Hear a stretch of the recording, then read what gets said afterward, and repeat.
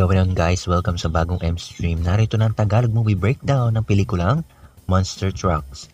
Ano-ano kaya mga sikreto at maliliit na detalye ang nalagpasan mo sa pelikulang ito?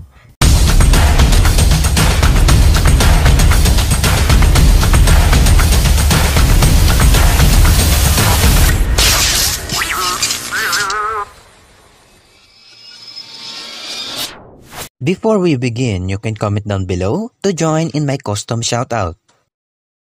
Sa isang maliit na bayan, may isang kumpanya na naghukay ng langis. Ang geologist na si Dodd ay nagbigay alam sa kanyang boss na si Tennyson na may natuklasan silang maaaring isang ecosystem na maaaring makaapekto sa kanilang paghuhukay, pero sinabi ni Tennyson na ay tuloy lang ang paghuhukay at hanggang sa may lumabas na kung ano at gustong itago ni Tennyson ito sa publiko. Sa bayan, may isang bagay na kumukuha ng mga tangke ng gasolina mula sa mga sasakyan na nagiiwan ng malaking butas. Si Trip na nagtatrabaho sa isang junkyard, sa tingin niya ay may narinig siyang kakaiba at natrap niya ito sa isang storage pit.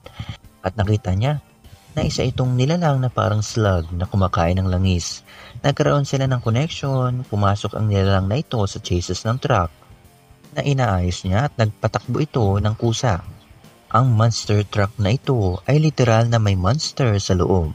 Samantala, ang sikat na Wilhelm scream ay ating maririnig sa eksenang ito.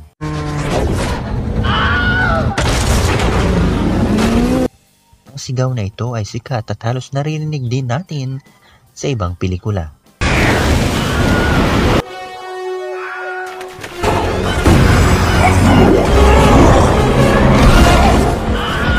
Ang mga halimaw na nakita natin dito ay tinatawag nilang Creech.